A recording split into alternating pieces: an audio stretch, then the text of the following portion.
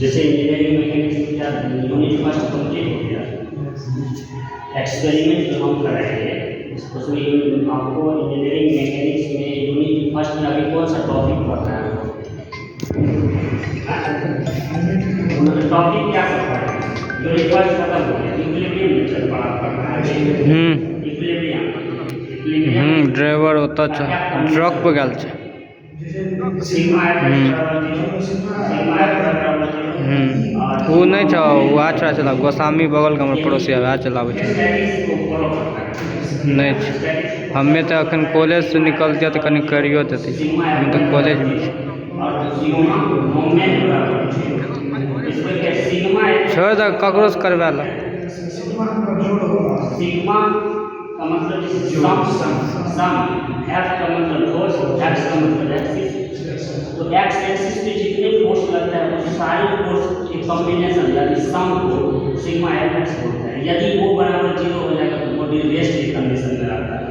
ये पढ़े हैं आपको। और उसके बाद जैसे यूनिट फर्स्ट का भी हम एक्सपेरिमेंट कराएंगे क्योंकि यूनिट फर्स्ट आपको कंप्लीट हो गया, यानी यूनिट 2 में जो इक्विलिब्रियम है उसमें आप लोग लेमिथ थ्योरम पढ़े हैं। लेमिथ थ्योरम पढ़ लिए 2 में इक्विलिब्रियम में लेमिथ थ्योरम पढ़े हैं नहीं पढ़े? हाँ सर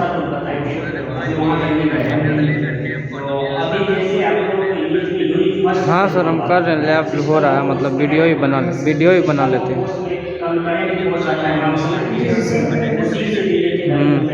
आप ठीक है सर। जो एक ही पॉइंट से बहुत सारा एक पॉइंट से बहुत सारे फोर्स इसमें होगा, इसमें ये पूरा 5 होगा ना बिल्कुल।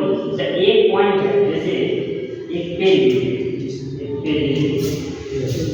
आप जैसे ये पॉइंट है,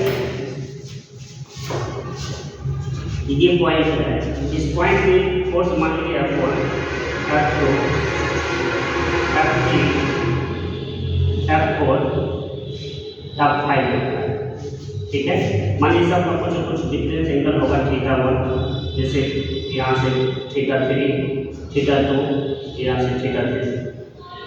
ये यानी इस पॉइंट से आप लोग बताने का मतलब है कि यदि एक फोर्स बहुत सारे एक पॉइंट से बहुत सारे फोर्स से डिस्ट्रीब्यूट होगा तो उस पॉइंट को हम क्या बोलेंगे, उस टाइप के फोर्स क्या बोलेंगे, बल करेंगे। जैसे इस टाइप के फोर्स को हम क्या बोलेंगे,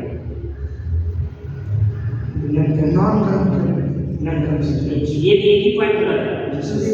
सबसे डायरेक्शन चेंज किए हैं, क्या किए हैं, डायरेक्शन चेंज किए हैं। यदि फोर्स डिस्ट्रीब्यूट होगा और आकर एक ही पॉइंट पर कंसंट्रेट यदि होगा तो उस टाइप के फोर्स को क्या बोलेंगे, नॉन कंकरेंट है वो, ठीक है। अब देखिए दोनों ये भी कंकरेंट है, ये भी कंकरेंट है, ठीक है, दोनों कंकरेंट है। अब जब इसको हम इस फॉर्म में ले जाएंगे, जब भी किसी बॉडी की फोर्स लगेगा तो उस पॉइंट से हम फोर्स को हमेशा अवे दिखाते हैं, अवे यानी दूर, यानी पॉइंट से ऐसे, ठीक है, ना कि ऐसे नहीं दिखाते हैं। तो ऐसे करने के लिए आपने एक टॉपिक जो पढ़ाए होंगे सब लोग, प्रिंसिपल ऑफ ट्रांसमिटिविटी पढ़े हैं। तो यहाँ पे प्रिंसिपल ऑफ ट्रांसमिटिविटी का कहना है कि ये फोर्स जिस डायरेक्शन में जा रहा है उसी से सेम डायरेक्शन सेम सेंस में इसको हम आगे बढ़ा के लिख देंगे। ये F1 था, ये F1 यहाँ आएगा, ठीक है। ये यदि F2 है तो इसी को हम सेम सेंस में सेम डायरेक्शन में सेम मैग्नीट्यूड के साथ इसको हम ट्रांसफर कर लेंगे, F2 यहाँ आ जाएगा। तो प्रिंसिपल ऑफ ट्रांसमिटिविटी जैसे फॉलो करेंगे तो इस कंडीशन से जो इस फॉर्म में आ जाएगा, तो दोनों सिचुएशन में मेरा क्या कौन सा फोर्स है, कंकरेंट फोर्स, ठीक है ना, कंकरेंट फोर्स है। तो अब आपको हमको एक बात बताइए, सब लोग पढ़ाए होंगे कि जैसे ट्रायंगल लॉ के बारे में जानते हैं, पैरेललोग्राम लॉ के बारे में जानते हैं, triangle law, parallelogram law. Triangle law किसको बोलेंगे, ट्रायंगल लॉ, ट्रायंगल लॉ जब किसी एक पॉइंट से दो फोर्स लगेगा, देखिए कंसेप्ट को समझिए। ट्रायंगल लॉ और पैरेललोग्राम में क्या डिफरेंस है समझिए। पैरेललोग्राम और ट्रायंगल दोनों लॉ जो है ना, उसका जो रिजल्टेंट मैग्नीट्यूड और रिजल्टेंट फार्मूला होता है वो सेम होता है, ये पता है आपको। जैसे ट्रायंगल लॉ में आर का वैल्यू आप निकाले थे ना सर, लोग बताए होंगे। आर का वैल्यू क्या, रूट अंडर f1 का स्क्वायर प्लस f2 का square plus 2f1 into f2 cos theta, बताए होंगे, ठीक है। और इसके अल्फा का मान निकाले थे, ये पता होगा।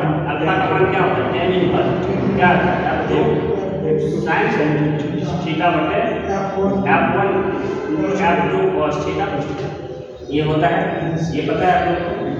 ये जो है इसको क्या बोलते हैं, मैग्नीट्यूड ऑफ रिजल्टेंट, ये क्या है, डायरेक्शन ऑफ रिजल्टेंट। तो मेरे कहने का मतलब है कि ट्रायंगल लॉ और पैरेललोग्राम लॉ दोनों लॉ में ये रिजल्टेंट का फार्मूला सेम होता है और डायरेक्शन का फार्मूला सेम होता है, ये कहने का मतलब है। तो ट्रायंगल लॉ और पैरेललोग्राम लॉ में क्या डिफरेंस है वो आपको हम समझाने की कोशिश करते हैं कि ट्रायंगल लॉ और पैरेललोग्राम लॉ में भी कोई एक रिजिड बॉडी है, रिजिड बॉडी पे दो फोर्स अप्लाई हो रहा है। देखिए दोनों में कुछ डिफरेंस पता चल रहा है, दोनों डायग्राम में कुछ डिफरेंस पता चल रहा है। ये एंगल यहाँ थीटा है, ये भी थीटा है, ठीक है।